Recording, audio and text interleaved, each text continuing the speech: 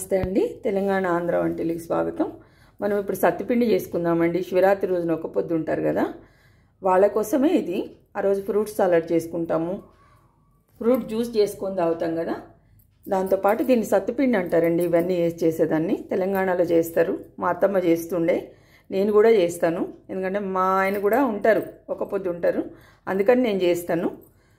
ఇవి చాలా బలం అండి ఇది చేసుకొని తింటే. ఎందుకంటే జొన్నలు, గోధుమలు, షుగరు, కిస్మిస్, బాదం, అక్రోట్, జీడిపప్పు, ఇలాచి ఇవన్నీ వేసుకొని సత్తిపిండి చేసుకుంటారండి. చాలా బాగుంటుంది. పాలు వేసుకొని తింటారు, కొంతమంది లడ్డూలు చేసుకుంటారు.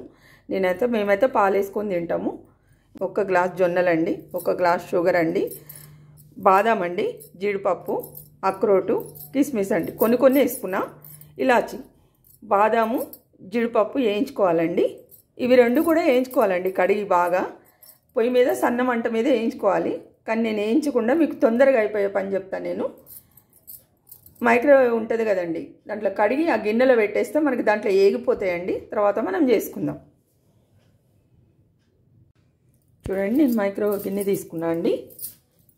జొన్నలు కడుక్కున్నా అండి, వేసేద్దాము. నీళ్ళున్నా ఏం కాదు.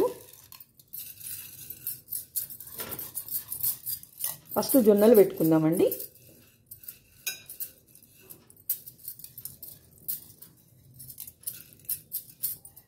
మైక్రోవేవ్ లేని వాళ్ళు పొయ్యి మీద వేయించుకోండి, సన్న మంట మీద.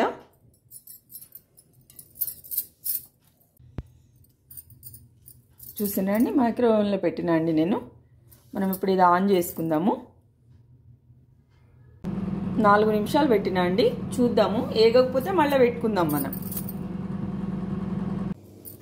చూడండి, ఎర్రగా అయిపోయినాయి. చూసినా చూడండి, పేలాలు కూడా అవుతున్నాయండి.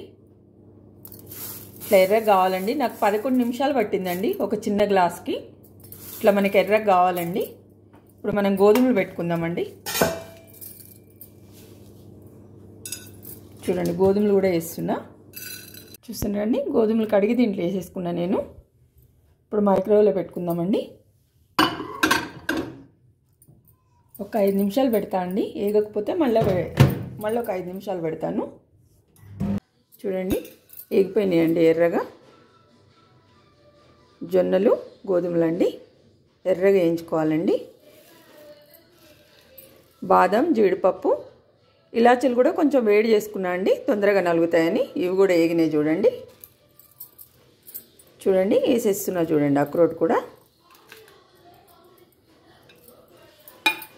కిస్మిస్ తర్వాత వేసుకుందామండి, లేకుంటే ముద్దలాగా అవుతుంది. ఇప్పుడు మిక్సీలో వేసుకుందామండి.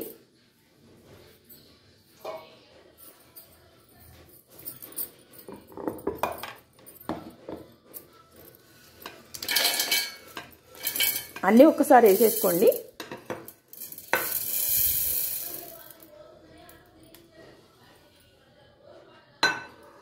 చక్కెర కూడా వేసేయండి.